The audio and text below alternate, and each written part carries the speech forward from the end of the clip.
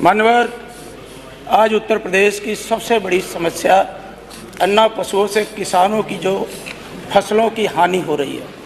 मानवर, जब भी हम ये सवाल लगाते हैं तो सरकार की तरफ से बार बार एक आंकड़े दिए जाते हैं कि ग्राम पंचायतें, फिर स्थानीय निकाय और शहरों में जो है उसके तहत हमने गौशालाएं बनाई हैं।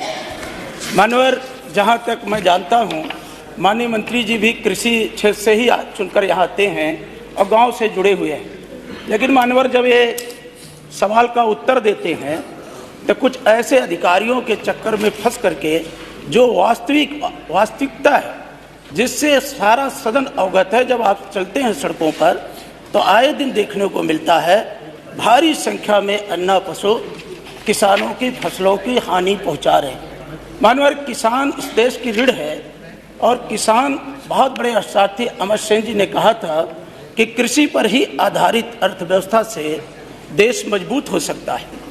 चौधरी साहब किसान नेता थे, उन्होंने कहा था कि देश की खुशहाली का रास्ता खेत और खलिहान से होकर गुजरता है। लेकिन आप इतने महत्वपूर्ण सवाल पर लगातार देखा जा रहा है कि जो आप गौशालाएं बना रहे हैं, ग्राम पंचायतों की जिम्मे दिए हैं, यदि आप उस पर भ्रमण कर लें तो अगर आप थोड़ा भी संवेदनशील होंगे और पशुओं से और किसानी से जुड़े होंगे तो जो आप इंतजाम किए हैं वो बहुत कम है। इतने दीनहीन हालत में, और अभी गर्मी आने वाली है, जो आप शेड लगाए हैं, टीन शेड या सीमेंट, वो इतने गर्म हो जाते हैं, कहीं छाया नहीं है।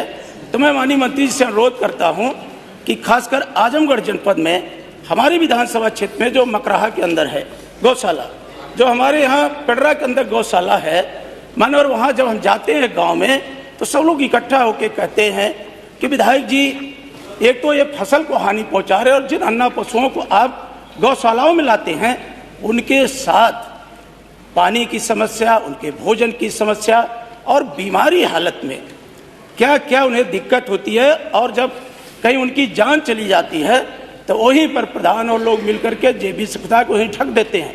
अगर जितनी गौशालाएं आप बनाए हैं, अगर उसकी खुदाई कर लें तो देखेंगे कितने अन्ना पशुओं को वहीं पे दबा दिया गया है।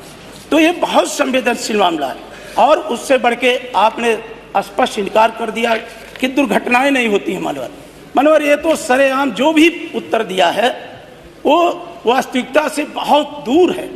आए दिन मानवर, हम लोगों के जनपद में कई ऐसी दुर्घटनाएं हुई हैं, आप कहेंगे तो मैं नाम सहित, पता सहित, FIR से, कि जहां पे पशु सड़क पे अचानक आ जाने से परिवार के परिवार खत्म हो गए।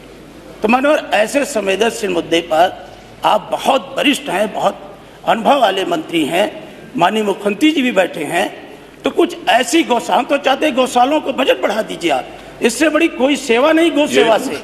और हम लोग तो जहाँ हैं, हमारा तो खेती, किसानी और गौशाला से सदियों पुराना रिश्ता है। भगवान कृष्ण तो इन्हीं गौओं के बीच रहते थे वृंदावन में। तो हम सबको तो बहुत तकलीफ होती है आपके गौशालाओं की हालत देख करके। तो मानवर, मुख्यमंत्री जी भी है, आप भी हैं, और हमारा तो इतिहास ही उन्हीं से जुड़ा है।